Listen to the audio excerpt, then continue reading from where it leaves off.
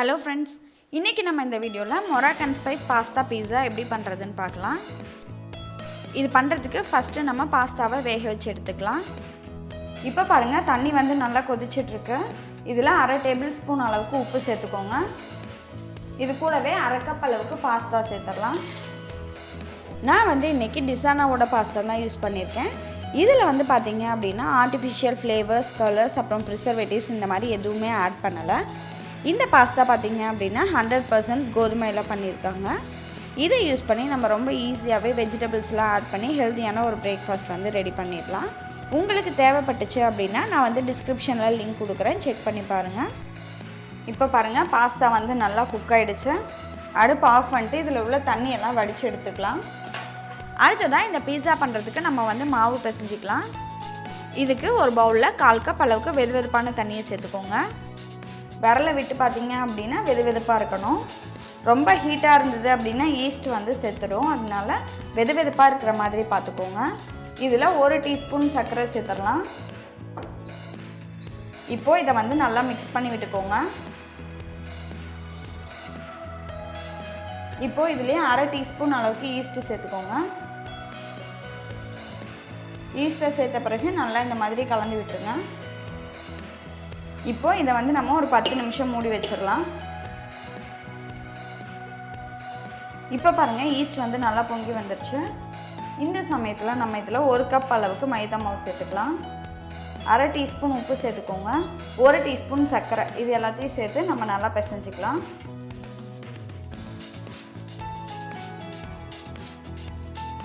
இன்னும் கொஞ்சம் தண்ணியை ஊற்றி பிசைஞ்சிக்கலாம்.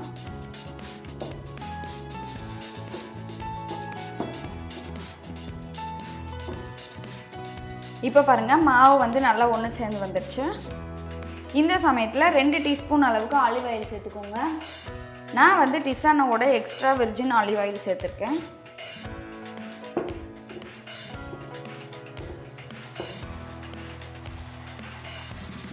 இப்போது இந்த மாவு வந்து நம்ம எடுத்து கிச்சன் கவுண்டரில் வச்சு ஒரு 10 நிமிஷம் நல்லா பிசைஞ்சுக்கோங்க.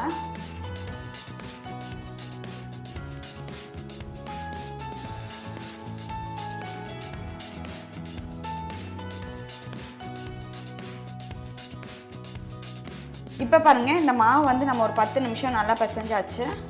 இப்போது இந்த மாவை வந்து அப்படியே ஒரு 2 மணி நேரம் மூடி வச்சுருங்க. இது வந்து நல்லா 2 மடங்காக உப்பி வரட்டும், அது வரைக்கும் அப்படியே இருக்கட்டும். அதுக்குள்ளே நம்ம பீட்சா சாஸ் ரெடி பண்ணிக்கலாம். பீட்சா சாஸ் பண்ணுறதுக்கு நான் வந்து இன்றைக்கி 6 மீடியம் சைஸ் தக்காளி எடுத்திருக்கேன். இந்த தக்காளியில் மேலே உள்ள இந்த பகுதியை வந்து கட் பண்ணிடுங்க. பின்னாடியே இந்த மாதிரி கீறி விட்டு எடுத்துக்கோங்க. இதே மாதிரியே எல்லா தக்காளியையும் கட் பண்ணி எடுத்து வச்சுக்கோங்க. அடுத்ததாக ஒரு பாத்திரத்தில் நம்ம வந்து தண்ணியை ஊற்றி அதை வந்து நல்லா கொதிக்க வச்சுக்கலாம். தண்ணி நல்லா கொதிக்க ஆரம்பித்த பிறகு நம்ம வந்து இதில் தக்காளியை சேர்த்துடலாம். இது கூடவே பாதி அளவுக்கு பெரிய வெங்காயத்தை கட் பண்ணி சேர்த்துக்கோங்க. 4 வரமிளகாயை சேர்த்துடலாம். இதை வந்து ஒரு 5 நிமிஷம் நல்லா கொதிக்க வச்சுக்கோங்க. இப்போ பாருங்கள், இந்த தக்காளி வந்து ஒரு 5 நிமிஷம் நல்லா கொதிச்சிருச்சு. இதோட தோல் பாருங்கள் இந்த மாதிரி உறிஞ்சு வரும். இந்த சமயத்தில் அடுப்பை ஆஃப் பண்ணிடுங்க. இப்போது இந்த தக்காளி வந்து நல்லா ஆறின பிறகு இதோட தோலை இந்த மாதிரி உரிச்சு எடுத்துருங்க. இதே மாதிரியே எல்லா தக்காளியோட தோலையும் உரிச்சு எடுத்த பிறகு நம்ம வந்து இதை ஒரு மிக்ஸி ஜாரில் சேர்த்து நல்லா அரைச்சி எடுத்துக்கலாம்.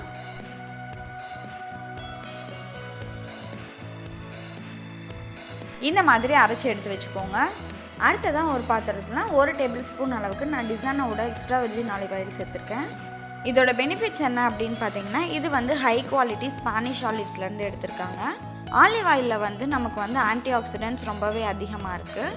இந்த ஆயிலை யூஸ் பண்ணி நம்ம வந்து மேரினேட் பண்ணுறது, க்ரில் பண்ணுறது, பிரெட் டோஸ்ட் பண்ணுறதுக்கு, அப்புறம் பீஸா, பாஸ்தா இந்த மாதிரி ரெசிபிக்கெல்லாம் நம்ம இந்த extra Virgin olive oil use பண்ணோம் அப்படின்னா ரொம்பவே டேஸ்ட்டாக இருக்கும்.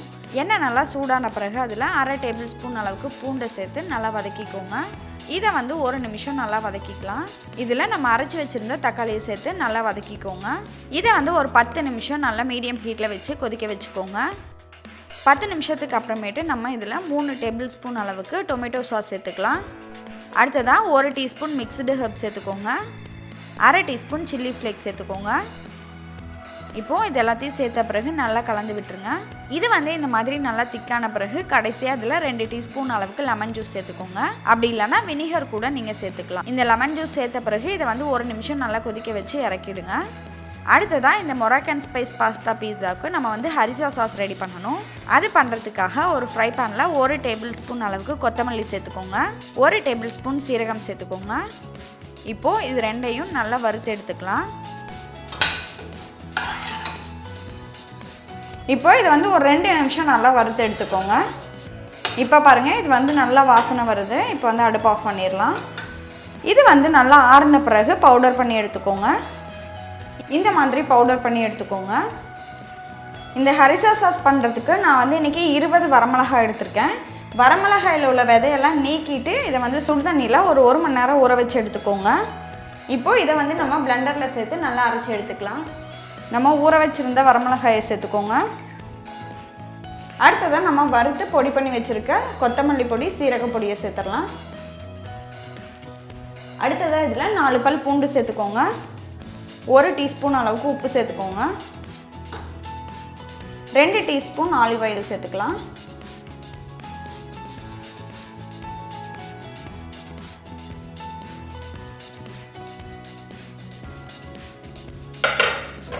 அடுத்ததாக இதில் 1/4 கப் அளவுக்கு நம்ம ரெடி பண்ணி வச்சுருந்த டொமேட்டோ பேஸ்ட்டை வந்து ஆட் பண்ணிடலாம். அடுத்ததாக 1 டீஸ்பூன் பாப்ரிக்கா பவுடர் சேர்த்துடலாம், 1/2 டேபிள் ஸ்பூன் அளவுக்கு சர்க்கரை சேர்த்துக்கோங்க, 2 டீஸ்பூன் அளவுக்கு ஆப்பிள் சைடர் வினிகர் சேர்த்துக்கோங்க. இப்போது இதை வந்து நல்லா நைஸாக அரைச்சி எடுத்துக்கோங்க. இப்போ பாருங்கள், நமக்கு வந்து ஹாட் ஸ்பைசி ஹரிசா சாஸ் வந்து ரெடி ஆகிடுச்சு. இந்த ஹரிசா சாஸ்லேருந்து நம்ம ஒரு 1/2 டேபிள் ஸ்பூன் மட்டும் எடுத்து வேற ஒரு பவுலுக்கு மாற்றிக்கலாம்.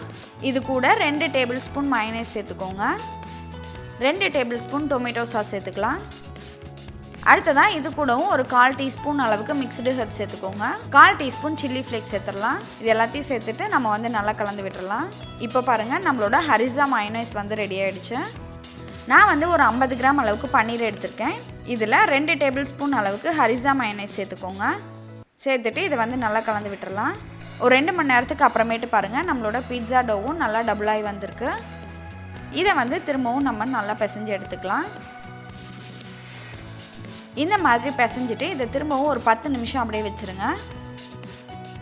10 நிமிஷத்துக்கு அப்புறம் நம்ம வந்து கிச்சன் கவுண்டரில் கொஞ்சமாக மைதா மாவு தூவிக்கலாம். நம்மளோட பீட்சா டோவை இந்த மாதிரி நல்லா ஈவனாக ஸ்ப்ரெட் பண்ணி விட்டுக்கோங்க.